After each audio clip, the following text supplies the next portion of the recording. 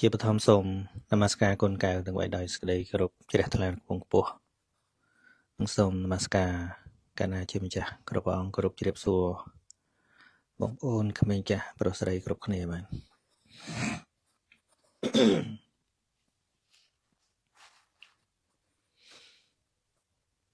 ថ្ងៃនេះខ្ញុំឆ្លៀតឱកាសបានលមមសំគូដើម្បីធ្វើនៅធម្មទានដែលការឆ្លៀតនេះគឺផ្ដោតទៅលើបត្រៃបិដកនិងអត្ថកថាបាទម្យ៉ាងចង់នាំចិត្តគំនិតកណ្ណាបងប្អូនដើម្បីឲ្យបានឃើញគុណតម្លៃនៃព្រះពុទ្ធដីកាហើយនិងព្រះអត្ថកថាជៀសវាងការនិយាយដោយអត្តនោម័ត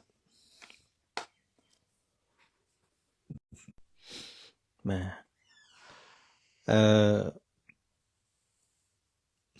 ឥឡូវនេះខ្ញុំមិនតន់ទៅណាឆ្ងាយពីបត្រៃបិដកលេខ41នឹងទេបាទអ្នកដែលមានបត្រៃបិដកនឹងស្រាប់ហើយក៏យកមកអ្នកមិនមានអាចដោនឡូតពី website ផ្សេងបាទ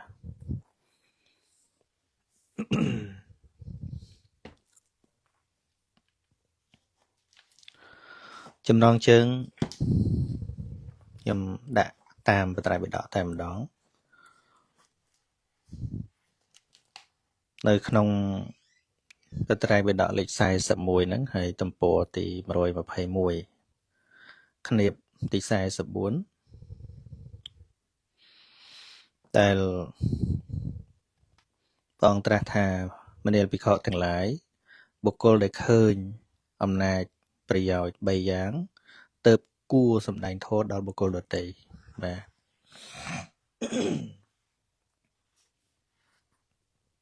បាទអញ្ចឹង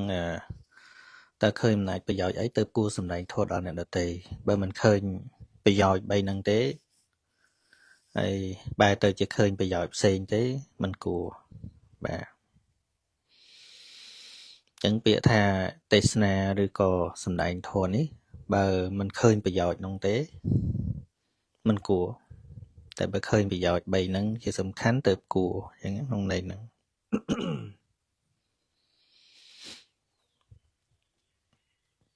បាទអញ្ចឹងខ្ញុំអានទាំងបាលីតែម្ដងHello ជម្រាបសួរខ្ញុំនេះ call ទៅ page what ប៉ុន្តែឆ្លងចូលមកខ្ញុំឯនេះបាទដោយសារវេលុយអីគេវេលុយអី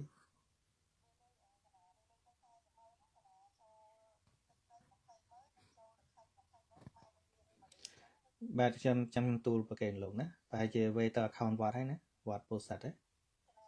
បាទអរគុណដោយសារខ្ញុំកំពុងតឡាយដល់ call នេះ page ខ្ញុំlink ចូលគ្នាទៅវាជារំខានបាទអរគុណចាំខ្ញុំប្រកេនលោកបាទបាទដល់លើស្ដាប់ធោះសិនណាខ្ញុំកំពុង live ផ្ទាល់តាម page ខ្ញុំបាទ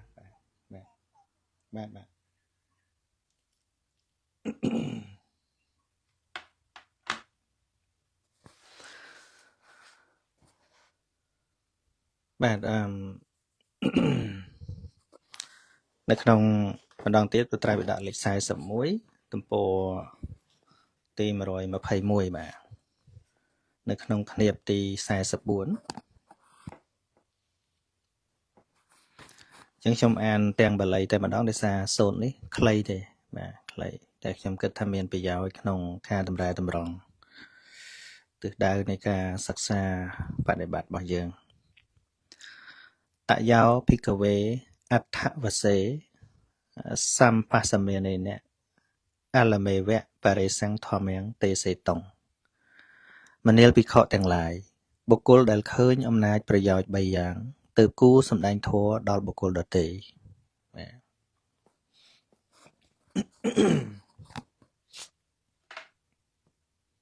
នឹងតើប្រយោជន៍3ដែរយ៉ាងហ្នឹងយ៉ាងណាខ្លះ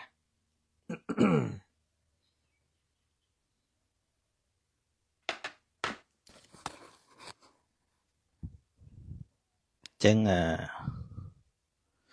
អដ្ឋវសេអ្នកហ្នឹងអំណាចនៃប្រយោជន៍អដ្ឋហ្នឹងមិនមែនសេចក្តីទេ កតមេតយោអំណាចប្រយោជន៍3យ៉ាងតើដូចម្ដេចយោធម្មំទេសេតិសោអដ្ឋបដិសង្វេទីអដ្ឋបដិសង្វេទីចហោតិធម្មបដិសង្វេទីចយោធម្មំសនាតិសោអដ្ឋបដិសង្វេទីចហោតិធម្មបដិសង្វេទីចហោតិចយោចេវៈធម្មំទេសេតិយោចធម្មំសនាតិឧភោអដ្ឋបដិសង្វេទីណោចហន្តិធម្មបដិសង្វេទីណោចបុគ្គលអ្នកសំដែងធម៌នោះជាអ្នកយល់អត្ថកថាតាមតើណាជាអ្នកយល់អត្ថកថាទាំងយល់បាលីមួយយល់អត្ថកថាផងយល់បាលីមួយផងណាអញ្ចឹងយល់ទាំងអត្ថកថានិងបាលីនឹងរាប់ថាមួយបុគ្គលអ្នកស្ដាប់ធម៌នោះជាអ្នកយល់អត្ថកថាទាំងយល់បាលីមួយបុគ្គលអ្នកសំដែងធម៌និងបុគ្គលអ្នកស្ដាប់ធម៌ទាំងពីរនាក់ជាអ្នកយល់អត្ថកថាទាំងបាលីមួយបាទអញ្ចឹងយើងមើលទៅឃើញកាន់តែក្រហើយមែនទេចេញប៉ុណ្ណឹងមកអ្នកសំដែងយល់បាលីនិងអត្ថកថាអ្នកស្ដាប់យល់បាលីនិងអត្ថកថាហើយទី3ទាំងអ្នកសំដែងទាំងអ្នកស្ដាប់នឹងយល់បាលីនិងអត្ថកថាបាទអ៊ីមេខោភិកវេតយោអត្ថវសេនៈសម្បសមេនេនៈអលមេវៈបរិសង្ឃធម្មំទេសេតន្តិទេសេតុងមនាលភិក្ខុទាំងឡាយបុគ្គលយល់អំណាចប្រយោជន៍3យ៉ាងនេះឯងទៅគួរសំដែងធម៌ដល់បុគ្គលដទៃបានហ្នឹងហើយបីដកមានតែប៉ុណ្្នឹងទេហើយខ្ញុំបញ្យល់តាមអត្ថកថាក៏លោកបញ្យល់តែបន្តិចដែរហើយចាំខ្ញុំធ្វើសេចក្តីអត្ថាធិប្បាយបន្ថែមទៀត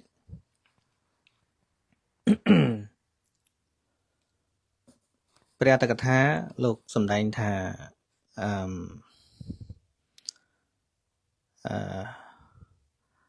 ពាក្យថាគួរហ្នឹងវាចេញមកពីពាក្យថាអលមេវៈហ្នឹងអលមេវេតេយុត្តមេវៈអញ្ចឹងក្នុងបៃដកប្រើពាក្យថាអលមេវៈអលមេវៈបើយើងកាត់បត់មកគឺអលੰនិងអេវៈប្រែថាលមមតែយើងធម្មតាយើងប្រែថាលមមប៉ុន្តែក្នុងអត្ថកថាលោកខៃឲ្យស្មើនឹងពាក្យថាយុត្តមេវៈយុត្តមេវៈហ្នឹងមានន័យថាយុត្តតាំងនិងអេវៈមកពីយុត្តតាំងនិងអេវៈគឺស្មើនឹងពាក្យថាយុត្តតាំងនឹងឯងលោកប្រាប់អញ្ចឹងណាពាក្យអលមេវៈក្នុងបៃដកហ្នឹងអត្ថកថាលោកប្រាប់ថាស្មើនឹងពាក្យថាយុត្តមេវៈយុត្តមេវៈហ្នឹងគឺគួរគប្បីហើយយើងយកពាក្យយុត្តៈហ្នឹងយកមកប្រើជាពាក្យខ្មែរដូចយុត្តិធម៌អីនោះហ្នឹងហើយយុត្តិធម៌ហ្នឹងគឺយើងយកមកពីយុត្តតាំងហ្នឹងហើយណាពាក្យដើមមកអញ្ចឹងគួរបើមិនមានហេតុ3ហ្នឹងទេមិនគួរហើយលោក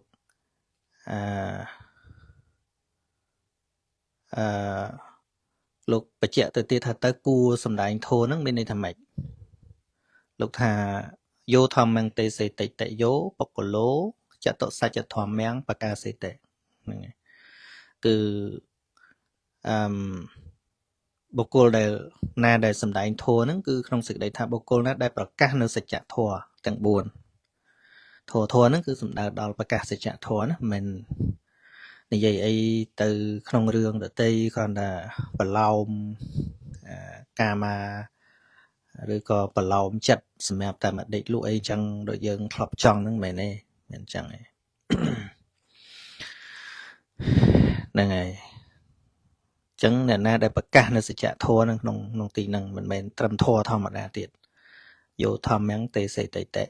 យោបកឡោចតុសច្ចធម្មំបកាសេតិណាចតុសច្ចធម្មំបកាសេតិហើយ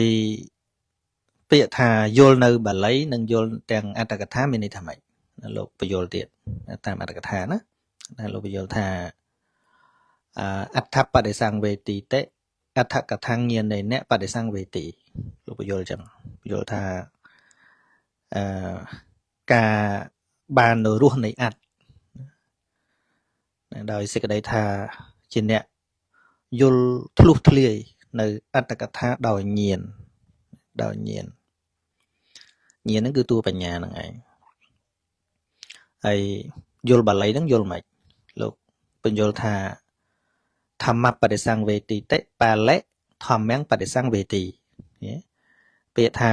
យល់នៅបាលីហ្នឹងគឺដោយសេចក្តីថាយល់នៅរស់នៃធម៌យល់នៅរស់នៃធម៌ដោយសេចក្តីថាយល់ខ្ទេចខ្ទីបែកធ្លាយក្នុងធម៌ដែលជាបាលិហ្នឹងហើយបាលិហ្នឹងស្អីគេបាលិហ្នឹងគឺជាតួពុទ្ធិកា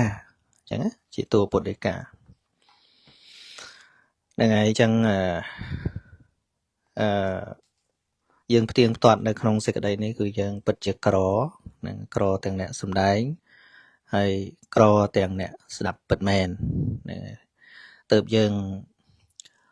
វិលទៅរកពាក្យដែលព្រះអង្គទ្រង់ត្រាស់សម្ដែងថារតនៈដ៏កម្រក្នុងโลกមាន5ណាទី1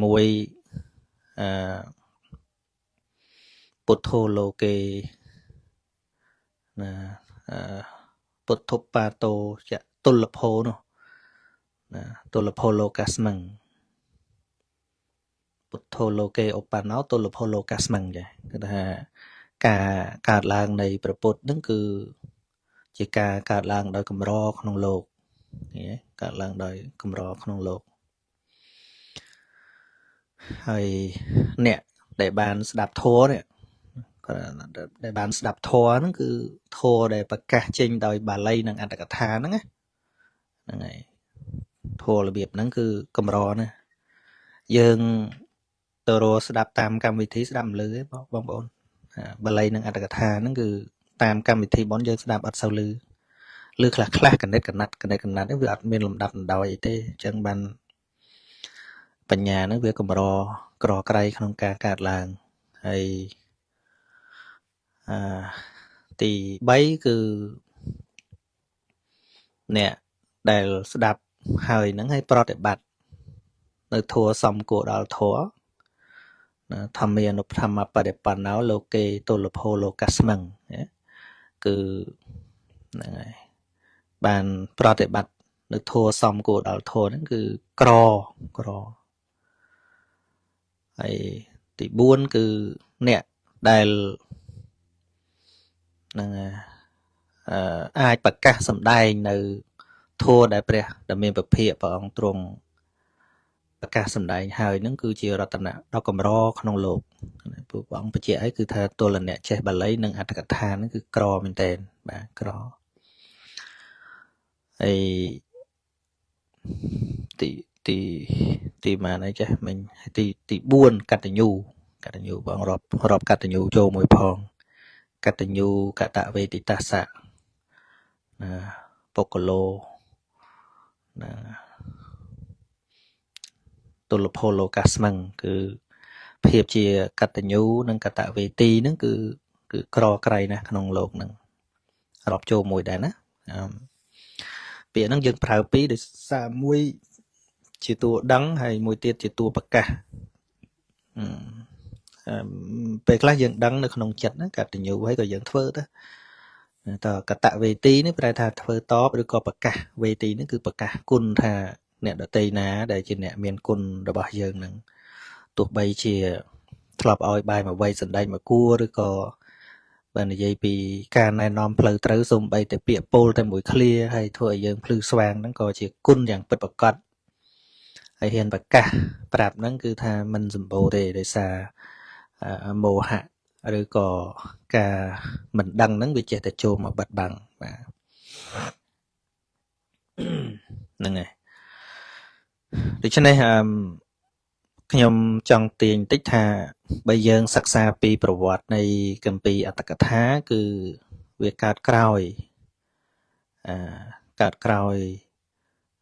ពុទ្ធបរិនិព្វានទៅប្រហែលជា1000ឆ្នាំឯណោះ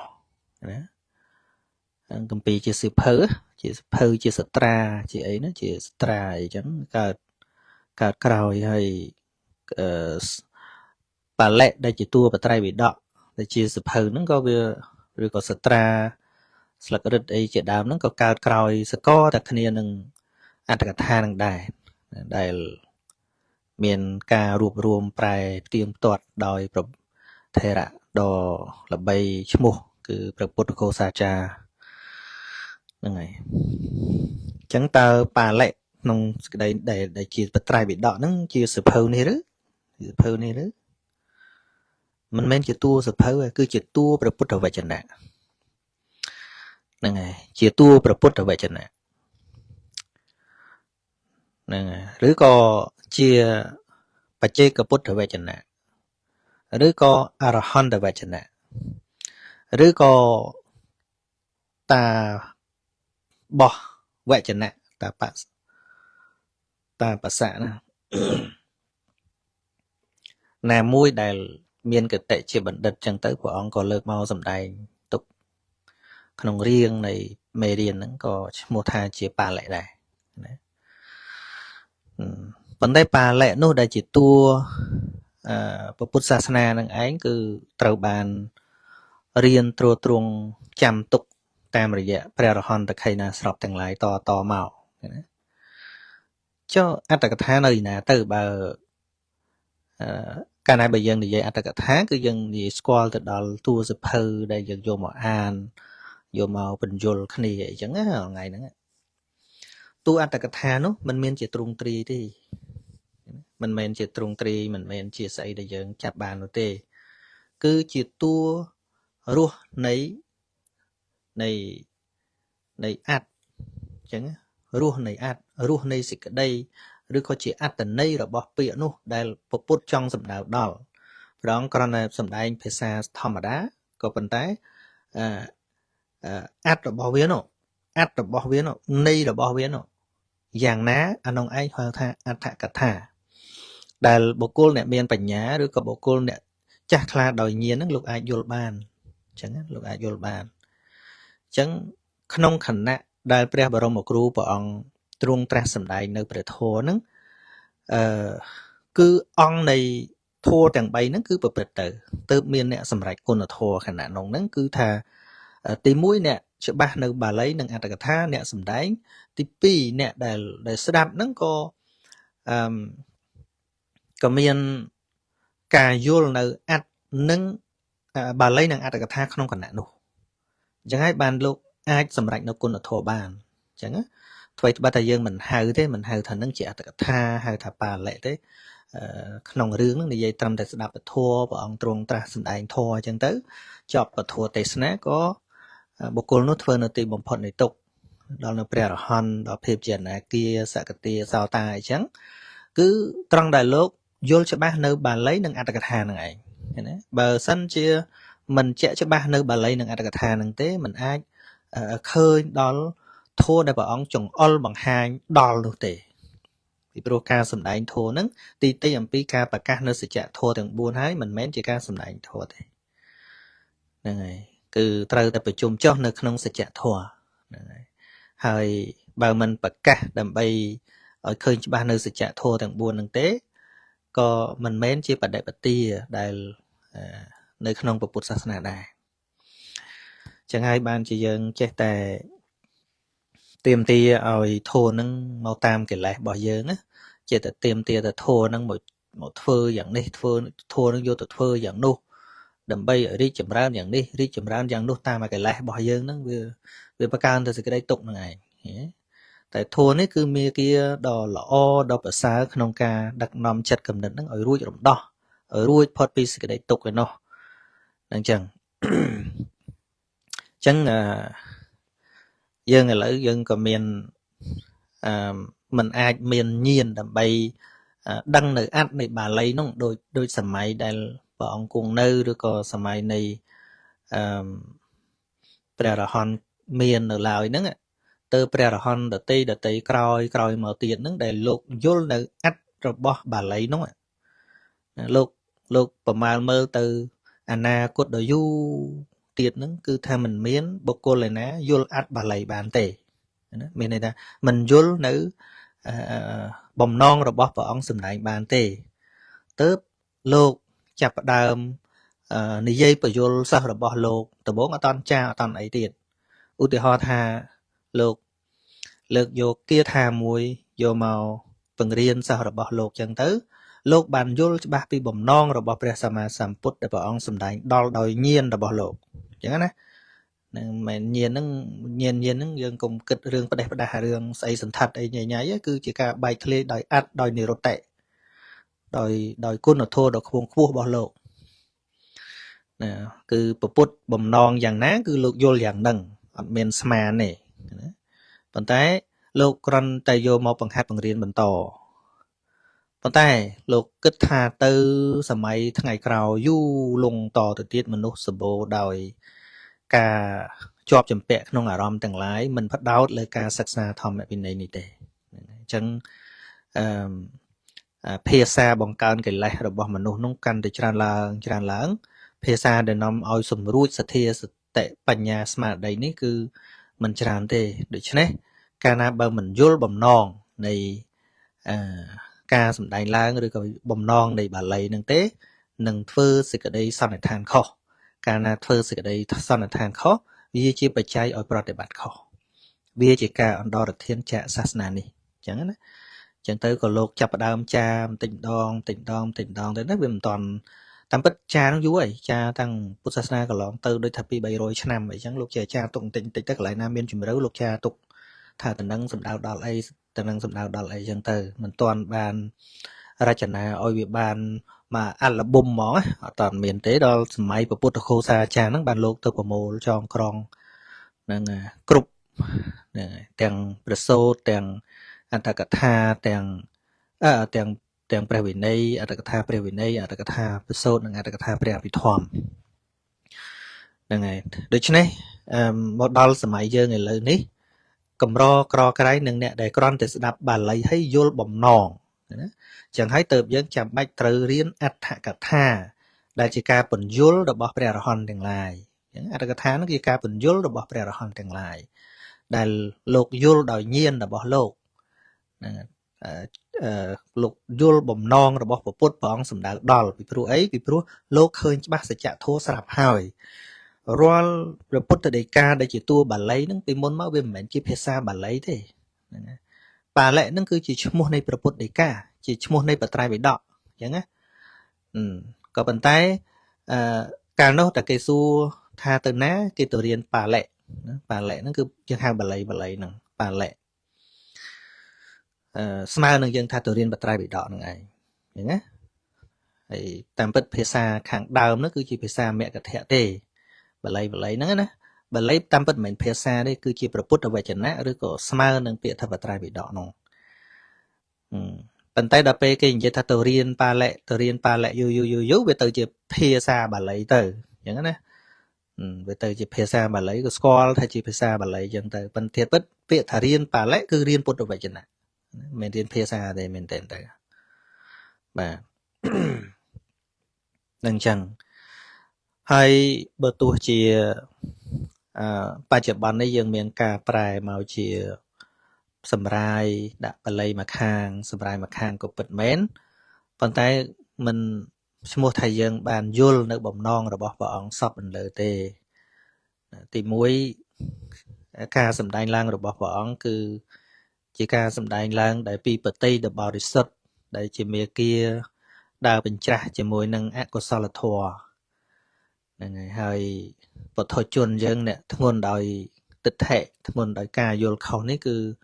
វាមានទិដ្ឋិស្រាប់ជាងការស្ដាប់ពាក្យព្រះអង្គមកវាយកទិដ្ឋិខ្លួនឯងយកទៅវិនិច្ឆ័យហ្នឹងងាយនឹងធ្វើឲ្យខុសណាស់ហើយមិនឃើញតម្លៃទេចេះគិតថាដូចស្រួលស្ដាប់ទៅដូចស្រួលដូចងាយព្រះអង្គនិយាយរឿងហ្នឹងប៉ុន្តែតាមពិតពាក្យមួយហ្នឹងគឺមានអត្តមានសេចក្តីអញ្ចឹងហើយបានហៅថានិរុត្តៈអ្នកដែលសំបីចូលទៅក្នុងចំណោមនៃបុគ្គលអ្នកធ្វើសង្គីយនាដែលហៅថាសង្គីតិកាចាពីចំនួនបឋមសង្គីយនាទី1សង្គីយនាទី2សង្គីយនាទី3នៅឥណ្ឌាហ្នឹងសង្គីយនាទី4នៅលង្កាហ្នឹងគឺថាมันអាចយកត្រឹមតែបុគ្គលជាអរិយបុគ្គលទេគឺត្រូវតែជាអ្នកច្បាស់ក្នុងនិរុត្តៈគឺភាសាហ្នឹងដើម្បីឲ្យដឹងបំណងព្រះអង្គសម្ដែងថាម៉េចទៅយកអញ្ចឹងណា នឹងមិនអាចក្រន់តែយកព្រះអរិយបុគ្គលដែលមិនចេះបាលីអត្ថកថាហ្នឹងទេហ្នឹងហើយដូច្នេះទោះបីពីមុនមកវាក្រមិនសូវមានអីយ៉ាងណាក៏ដោយយើងសម័យនេះយើងមានឯកសារសិក្សារៀនសូត្រច្រើនគួរបងប្អូនយើងជាពិសេសអ្នកដែលមិនតាន់ជាប់តែច្រើនខ្ញុំចង់និយាយថាមិនតាន់អតិន្នន័យខុសនោះវាចូលទៅក្នុងចិត្តរបស់យើងច្រើនហ្នឹងផ្ដើមរៀនយកអាត្រូវបដ ாய் ទៅអញ្ចឹងរៀនយកអាត្រូវហ្មងទៅមិនសូវពិបាកហើយតែរៀនយកអាខុសមកហើយនឹងវាជាប់ដោយទិដ្ឋិក្នុងចិត្តយើងនឹងផងអាគេបរៀនមកហ្នឹងវាធ្វើឲ្យអាទិដ្ឋិយើងដែលដេកសងំក្នុងសង្សារវដ្តហ្នឹងចាប់យកថាត្រូវទៅមិនងាយលះទេមិនងាយទេអញ្ចឹងបានពីមុនកាលខ្ញុំនៅលោកហ្នឹងខ្ញុំក្នុងភាពជាភិក្ខុសាមសិជាដើរសំដែងពធដបងឡើយមានតែចាស់ទេទៅស្ដាប់ធម៌ហ្នឹងហើយមិនប្រកាសថាគាត់ស្ដាប់ទៅយល់អីទេគ្រាន់តែជាទម្លាប់អីចឹងណាទម្លាប់ចាស់ទៅបនទៅទានអីចឹងទៅហើយដល់យូរទៅមានក្មេងអីស្ដាប់ម្ដងមានក្មេងម៉ាក់មួយអីយល់ចឹងទៅខ្ញុំអហ្មងនឹងកុំអោយវានៅតែរឿងចាស់ហ្នឹងហើយខ្ញុំបដោតលើក្មេងម្ដង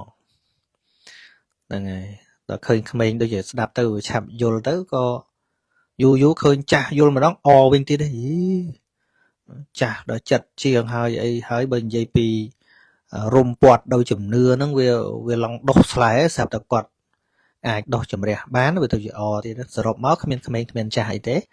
ស្រេចហើយនៅលើបនិស្ស័យយល់ត្រូវបាទហ្នឹងហើយអញ្ចឹងទីមួយខ្ញុំចង់ដោះចម្ងល់ថាក្នុងបេដកបាននិយាយស្រាប់ថាបុគ្គលដែលឃើញអំណាចប្រយោជន៍3ទៅផ្សំគួរជាអ្នកសម្ដែងធម៌ទី1អ្នកសម្ដែងហ្នឹងគឺជាអ្នកចេះនៅអត្ថកថានិងបាលីហ្នឹងទី1អត្ថកថានិងបាលីបើសំណួរសួរថាអត្ថកថាហ្នឹងមានក្រោយតាអត្ថកថាមិនមែនរូបភាពទេបងប្អូនអត្ថកថាគឺជាអត្តន័យគឺជាសេចក្តីនៃបាលីដែលព្រះអង្គសម្ដៅដល់នោះដែលមានតែបុគ្គលអ្នកបរិបូរដោយញាណទៅយល់បានអញ្ចឹងណាអញ្ចឹងវាមានតាំងពីព្រះអង្គគង់នៅតាំងពីព្រះអង្គសម្ដែងឯណោះព្រះអង្គចាប់សម្ដែងធម៌ពេលណាអត្តកថាមានតាំងពីពេលនោះហើយអញ្ចឹងណាដូចជាអរិយបុគ្គលទាំងឡាយដែលស្ដាប់មកគាថាទៅហើយស្រាប់ទៅលោកសម្ដែងធម៌ទៅគឺដោយសារតែលោកយល់អត្តនឹងឯងយល់អត្តនៃពាក្យនោះឯងអត្តនៃពាក្យហ្នឹងដែលព្រះអង្គសម្ដៅដល់នឹងឯងហៅថាអត្ថកថាអញ្ចឹងណាគ្រាន់តែថាពេលនោះលោកគ្មានចាគ្មានអីទុកទេហ្នឹងហើយបើសិនជាស្ដាប់ឮតែបល័យមិនយល់ដល់អត្ថកថាក៏គ្មានការសម្រេចធម៌ដែរអត់មានទេឧទាហរណ៍ដូចជាព្រះអង្គសម្ដែងថាទូរាំងកម្មាំងទូរាំងកម្មាំងហ្នឹងបាលីពាក្យពពុទ្ធហ្នឹងហើយមិនភាសាណាគឺថាពាក្យព្រះអង្គហ្នឹងហៅថាបាលៈហ្នឹងហើយទូរាំងកម្មាំងចិត្តហ្នឹងជាធម្មជាតិត្រេកទៅឆ្ងាយហើយយើងយកទិដ្ឋិយើងយកទៅដាក់កម្រិតរបស់យើងអត់យល់អត្តទេណាអត្តហ្នឹងអត់យល់ទេទៅឆ្ងាយយើងគិតថាអូវាហោះទៅឆ្ងាយអីចេះអញ្ចឹងទិដ្ឋិយើងយល់អញ្ចឹងណាតែអត្តគឺបំណងដែលព្រះអង្គសម្ដៅថាចិត្តជាធម្មជាតិត្រេកទៅឆ្ងាយនេះគឺវាដឹងអារម្មណ៍ឆ្ងាយទេណាមិនមែនចេញទៅដោយយើងគិតទេអាហ្នឹងជាតួអត្ថកថាណាអត្ថកថាអត្ថរបស់ពាក្យហ្នឹងមានអីអញ្ចឹងហៅថាអត្ថកថាឃើញទេឧទាហរណ៍ថាឥឡូវខ្ញុំនឹកទៅដល់ព្រំដែនណាខ្ញុំមានបានទៅឈរជើងនៅព្រំដែនណាចិត្តហ្នឹងគិតឃើញដល់របស់ឆ្ងាយអញ្ចឹងក៏នឹកឃើញដល់ដែរតែមិនមែនចិត្តហោះទៅទេឃើញទេមិនមែនចិត្តហោះទៅទេឬក៏គិតទៅដល់ឋានព្រះច័ន្ទចិត្តហ្នឹងក៏គិតឃើញគិតទៅដល់ឋានព្រះអាទិត្យចិត្តហ្នឹងក៏គិតឃើញទៅដល់អាហ្នឹងឯងឈ្មោះថាឯកចរាំងអាតួអត្តន័យអាតួសេចក្តីដែលសម្ដៅដល់នឹងឯងហៅថាអត្ថកថាដូច្នេះតួអត្តកថានោះគឺថាវាមានកើតដោយញាណរបស់អ្នកស្ដាប់ហើយយល់ដល់ស្ដាប់ហើយដឹងដល់សេចក្តីដែលព្រះអង្គបំណងដល់នឹងឯងហៅថាអត្ថណាហៅថាអត្ថបដិសង្វេទីបុគ្គលដែលចាក់ធ្លុះទៅដល់អត្តនោះឯងទៅដល់សេចក្តីនោះឯងឃើញទេហើយទូរាំងកម្មាំងអសរីរាំងមិនមានសរីរៈមិនមានរាងកាយណាគុហាសយ៉ាងអាហ្នឹងពាក្យគុហាហើយនឹងសយ៉ាងទៀត អាសយៈហ្នឹងគឺកន្លែងហ្នឹងគឺថាវាអាស្រ័យនឹងអីអាស្រ័យនឹងគុហាហ្នឹងពាក្យបាលីពាក្យពពុទ្ធថាអញ្ចឹងវាអាស្រ័យនឹងគុហាអាស្រ័យនឹងគុហាហើយតែយើងអត់យល់ពីអត្តយើងទៅយល់អីផ្សេងអូដូចតោនៅក្នុងគុហាភ្នំអីចឹងទៅណាដល់គុហាក្នុងទីនេះគឺសំដៅដល់មហាភូតរូបសំដៅដល់ពួកវត្ថុរូបនេះណាអាតួសំដៅដល់នឹងឯងហៅថាអដ្ឋណាអដ្ឋកថានឹងអត្តរបស់ពាក្យហ្នឹងឃើញទេអត្តរបស់ពាក្យហ្នឹងល្អណាស់បងប្អូនអត្តកថានឹងល្អមែនតើហ្នឹងហើយដូចជាយើងមែនតើហៅថាអឺជា commentary ឬក៏ជា dictionary របស់បៃដកចឹងអត្តកថាហ្នឹងជាវចនានុក្រមឬក៏ថាជាវចនៈបទីបអញ្ចឹងពាក្យបំភ្លឺបត្រៃបិដកហ្នឹងហើយមានពាក្យអីច្រើនទៀតដែលសំដែងមកវាជាគោលប៉ុន្តែដោយសារព្រះអង្គសំដែងត្រឹមប៉ុណ្ណឹងដោយសារអ្នកនៅនឹងកម្រិតគេស្ដាប់យល់អញ្ចឹងណាកម្រិតគេស្ដាប់យល់ព្រះអង្គមិនបាច់ធ្វើសេចក្តីអត្ថាធិប្បាយអីថែមទៀតទេគេដឹងថាព្រះអង្គចង់និយាយរឿងអីហ្នឹងហើយពួកព្រះអង្គត្រូវមើលប្រយោជន៍ដល់អ្នកស្ដាប់នឹងសំខាន់នៅខណៈនោះហ្នឹងហើយយើងថាចុះបើមិនក៏ព្រះអង្គសំដែងឲ្យរាយមកដូចយើងលក់បាយលក់ទឹកយើងឲ្យលក់ឲ្យសម័យនេះយើងទៅគិតថា100ឬក៏1000ឆ្នាំក្រោយធ្វើនំអីលក់ឲ្យមនុស្ស1000ឆ្នាំក្រោយវាអត់ត្រូវវាភ្ញៀវឥឡូវហ្នឹងគឺតម្រូវភ្ញៀវឥឡូវហ្នឹងអញ្ចឹងបើឥឡូវហ្នឹងគេហូបទៅគេចេះឆ្នៃអីបន្តទៅទៀតអាហ្នឹងក៏អញ្ចឹងទៅណាថ្ងៃក្រោយគេកែទ្រង់ទ្រាយរបស់ភោជនីយដ្ឋានហ្នឹងដើម្បីប៉ិនវានៅតែដដែលទេគាត់ថារបៀបនៃការទទួលភ្ញៀវហ្នឹងវាមានបែបផ្សេងអីយ៉ាងម៉េចអាហ្នឹងគេសម្រួលទៅថ្ងៃក្រោយទៀតទៅប៉ុន្តែឥឡូវហ្នឹងគឺតម្រូវឥឡូវហ្នឹងអញ្ចឹងពាក្យព្រះអង្គដោយស្ដាប់ទៅជ្រៅហ្នឹងគឺសំដៅសម្រាប់មនុស្សកាលនោះស្ដាប់បានអញ្ចឹងណាបាលិហ្នឹងជាពុទ្ធិកាដើមហ្នឹងហើយម្យ៉ាងទៀតដោយសារពុទ្ធសាសនានេះគឺជាយានដ៏ធំមួយដែលមិនមែនត្រូវធ្វើការតែព្រះអង្គមួយអង្គឯងទេព្រះអង្គមានសាវករបស់ព្រះអង្គដែលជាអ្នកជ្រះថ្លានឹងជួយសម្រួលហើយទៅតាមសម័យកាលនឹងទុករសានៅពាក្យដើមរបស់ព្រះអង្គហើយជួយសម្រួលទៅតាមសម័យកាលហើយឲ្យមនុស្សសម័យទោះបីមិនសូវឆ្លាតមិនក៏ដោយក៏អាស្រ័យដោយការពន្យល់របស់សាវករបស់ព្រះអង្គសម័យក្រោយហ្នឹងឲ្យចូលទៅយល់របស់ដើមដដែលអត់កែរបស់ដើមទេរបស់ដើមឲ្យនៅដដែលក៏ប៉ុន្តែសម្រាយយ៉ាងម៉េចសម្រាយទៅក៏ប៉ុន្តែទាញមកឲ្យយល់របស់ដើមដែលមានន័យថាម៉េចអញ្ចឹងណានឹងនេះគឺជាគុណបំណាច់នៃព្រះអរិយសង្ឃដ៏ច្រើននៅក្នុងសាសនានេះឬក៏ជាពុទ្ធបរិស័ទដ៏ច្រើនដែលរួមគ្នាទាំងប្រសង់ទាំងកុហកនឹងឯងទៅច្រើនចំនួនមកហើយដែលរក្សាទុកនៅព្រះពុទ្ធវចនៈមានបៃដកនិងអត្តកថានេះទុកឲ្យយើងសិក្សាឲ្យក្រោយមកតួបាលិហ្នឹងក៏បានមកនៅក្នុងសិភៅនេះណាតួបាលិហ្នឹងមិនមែនតួសិភៅទេក៏ប៉ុន្តែបានមកនៅក្នុងសិភៅនៅក្នុងអក្សរដែលជាដូចជាផែនទីចង្អុលបង្ហាញពាក្យមួយឲ្យយើងអានឲ្យយើងគិតឲ្យយើងសិក្សាឲ្យចូលទៅដល់ពាក្យរបស់ព្រះបរមគ្រូនៃយើងបាទអញ្ចឹងបានស្របពេលដែលយើងមានសទ្ធាជ្រះថ្លាខ្លះហើយហ្នឹងចូលតម្រង់ការសិក្សារបស់យើងឲ្យត្រូវតែម្ដងទៅដោយកុំឃ្លាតឆ្ងាយពីបត្រៃបិដកនិងអត្តកថាហ្នឹងហើយនឹងមានដីកាអីផ្សេងទៀតក៏រឹតតែល្អដែរល្អក្នុងន័យថាក្នុងអត្តកថាជួនកាលលោកពន្យល់ក្នុងកម្រិតមនុស្សកាលជិត1000ឆ្នាំមុនអត្តកថាណាកាលពុទ្ធសម្ដែងព្រះអង្គសម្ដែងកម្រិតមនុស្ស2500ឆ្នាំជាងមុនណាហើយដល់តែអត្តកថាលោកពន្យល់គឺពន្យល់កម្រិតមនុស្សជិត1000ឆ្នាំមុនសម័យនោះខ្ទង់1000ឆ្នាំមុនអញ្ចឹងបានក្រោយមកទៀតកម្រិតយើងប្រហែល100ឆ្នាំមកទៀតជួនកាលយល់អត់អស់ទៀតអត្តកថាហ្នឹងទើបមានដីកាគឺលោកអ្នកសិក្សាដ៏ឆ្លាតវៃហ្នឹងលោកពន្យល់បន្ថែមត្រង់ចំណុចដែលមិនតាន់ច្បាស់ក្រៃលោកយើងចាប់ច្រឡំហ្នឹងហើយឧទាហរណ៍ដូចពាក្យនៅក្នុងអាបត្តិមួយចោះក្នុងអាបត្តិបាចតយៈអីចឹងព្រះអង្គសម្ដែងខ្លីថាឧត្តរឆបញ្ចវាចាហិបាចតយ៉ាងអីចឹងគឺសម្ដែងថាភិក្ខុណាសម្ដែងធัวដល់មាតុក្រាមលើសពីឆបញ្ចៈលើសពី5ម៉ាត់អីឡើងទៅត្រូវអាបត្តិបាចតយៈរាប់តាម1ម៉ាត់អាបត្តិ1អាបត្តិ1ប៉ុណ្ណាប៉ុន្តែយើងមិនយល់ពាក្យថា1ម៉ាត់នឹង ប្រមាណណាយើងយកតែមកពោលថាប៉ាណាពីរម៉ាត់អីចឹងអត់ត្រូវយើងយល់អត់ដល់អញ្ចឹងបានអត្ថកថាបញ្យល់ថាមួយម៉ាត់ក្នុងនៃនេះគឺមួយគាថាអញ្ចឹងគាថា32ម៉ាត់ដូចយើងនិយាយធម្មតាមើលខ្ញុំសុំនិយាយមួយម៉ាត់មើលយើងឯណាទៅដល់និយាយមួយម៉ាត់ហ៎និយាយម៉ាត់ស្ដាប់គ្នាមិនបានមិនអញ្ចឹងតែពាក្យលឺថាមើលខ្ញុំសុំនិយាយម៉ាត់មើលតែម៉ាត់ទេបើនិយាយទៅមកប្រាវនឹងប្រមាណមែនទេមើលខ្ញុំសុំចូលរួម2 3ម៉ាត់ចុះតែ2 3ម៉ាត់ហ្នឹង5នាទីអីនោះមិនអញ្ចឹងហ្នឹងហើយដល់អត្ថកថាលោកបញ្ជាក់ច្បាស់ហ្មងបញ្ជាក់ថាពាក្យថាមួយម៉ាត់ក្នុងទីនេះគឺមួយគាថាអញ្ចឹងឧទាហរណ៍ថាភិក្ខុសំដែងធัวដល់មេតុក្រាមឧទាហរណ៍ថាឥឡូវលោកនៅវត្តហ្នឹងស្រាប់តែមានមេតុក្រាមមួយវងទៅអត់មានមនុស្សប្រុសសោះឃើញទេហ្នឹងតើមិនមានមនុស្សប្រុសណាមិននៅក្នុងទីកំបាំងតិចមិននៅក្នុងទីកំបាំងភ្នែកហ្នឹងហើយលោកសំដែងធัวដល់មេតុក្រាមហ្នឹងណា2 3ម៉ាត់ឡើងទៅត្រូវបាត់ហើយ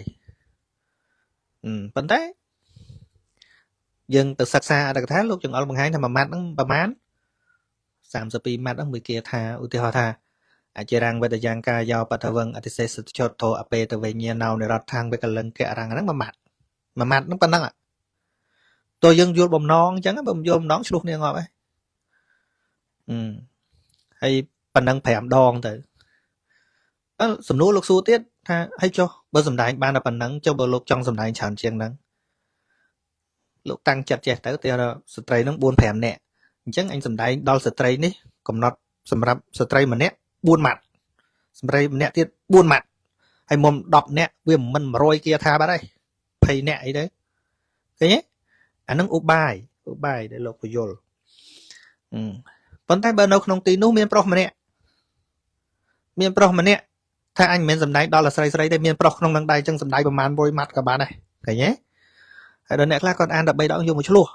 យល់អត់យល់បំណងព្រះអង្គណាហើយបើសិនវាមានន័យត្រឹមប៉ុណ្ណឹងពេលធូរនោះវាជាអៀតខ្លាំងណាស់ចែកមិនរួចយើងអត្ថកថានឹងសំខាន់ណាហ្នឹងហើយសំខាន់បានយើងខ្ញុំតនេខ្ញុំចិត្តតែអាន3ដកខ្លះទៅហើយខ្ញុំយកអត្ថកថាយកមកបញ្យល់បន្ថែមដើម្បីឲ្យយើងយល់តម្លៃគួបជាប្រយោជន៍ឃើញទេព្រះអង្គសម្ដែងជាពុទ្ធដីកាណាអ្នកដែលឃើញអំណាច3ទៅគួរសម្ដែងធម៌ដល់បុគ្គលដល់តែគឺថាចង់ឲ្យអ្នកស្ដាប់ទាំងអស់ហ្នឹងគឺមកយល់បាលៈនិងអត្ថកថាដែរអញ្ចឹងបើសម្ដែងទៅដើម្បីឲ្យមកយល់រឿងត្រឹមអញប៉ុណ្ណឹងអញបកកែអញអ្នកបញ្យល់អីប៉ុណ្ណឹងទេហើយអ្នកស្ដាប់ហ្នឹងនៅពឹងលើតែអ្នកនិយាយតែមួយហ្នឹងគាត់អត់ទៅបានឡើងកម្រិតឲ្យទៅយល់ថាស្អីបាលៈស្អីជាអត្ថកថាទេវាអត់រីកពុទ្ធសាសនាហ្នឹងទេអញ្ចឹងហើយបានគ្រូមួយដល់ធំទៅកើតនិកាយមួយធំទៅកើតនិកាយមួយអត់បានទាញគេឲ្យយល់បាលីនិងអត្ថកថាហ្នឹងវាអត់នៅក្នុងគោលតែមួយហ្នឹងដល់ពេលយូរអញធំទៅអាការបដិបត្តិស្អីទ្រង់ទ្រីអញអ្នកបកើតឲ្យហ្មងធ្វើរៀបយ៉ាងនេះហើយមនុស្សយើងមើលតែភ្នែកចឹងទេទៅកន្លែងមួយសំណាក់មួយគឺរៀបទៅភ្លឹងទៅអង្គុយស្ងៀមទៅអូអស្ចារ្យបាត់បីដកអត្ថកថាបាត់ឃើញទេបាត់បាលីអត្ថកថាបាត់កើតជានិកាយអីផ្សេងទៀតចឹងទៅ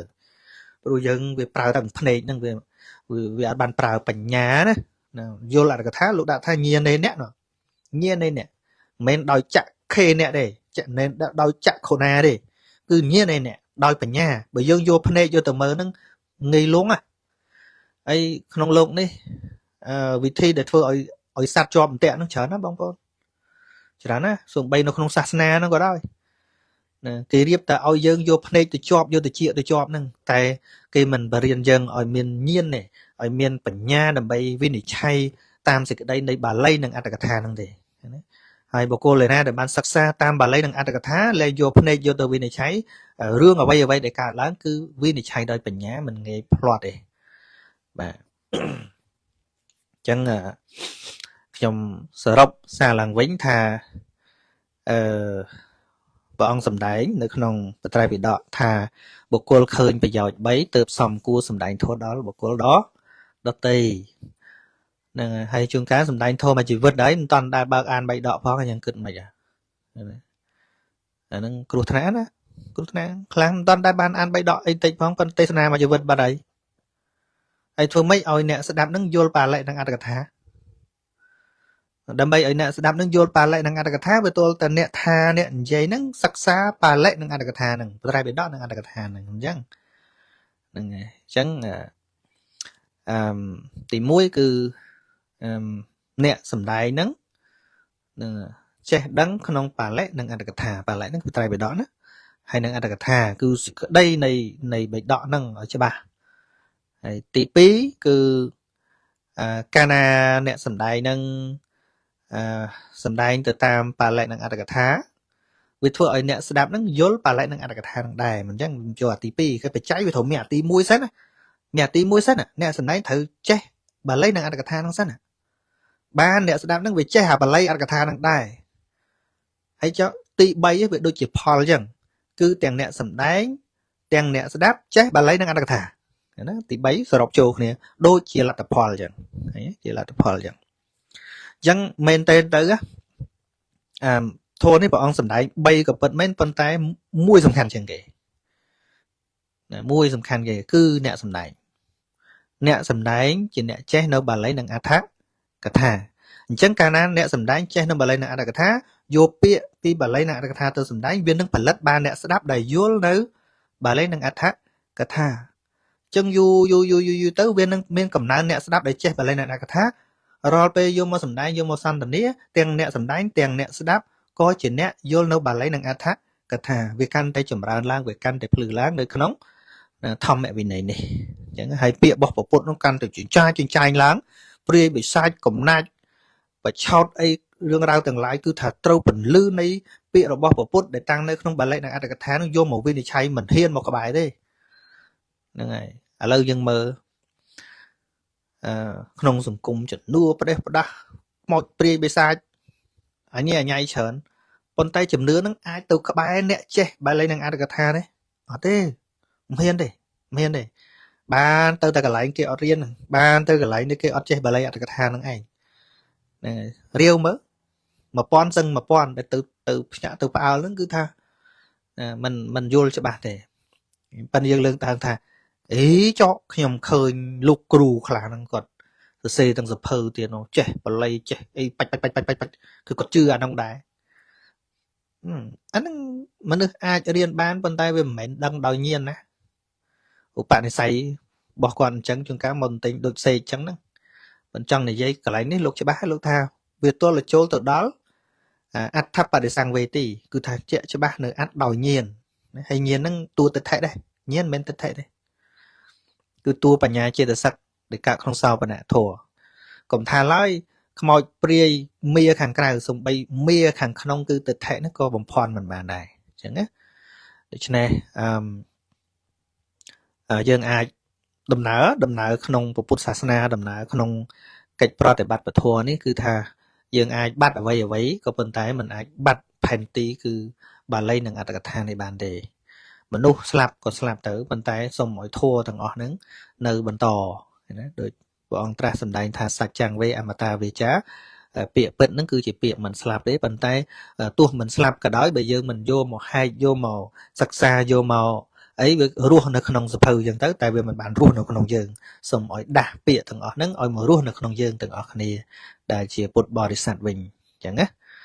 bà chẳng nhom vừa tham tiền bực năng miềnประมาณ phần nắng chạy chunจะtham tiền hay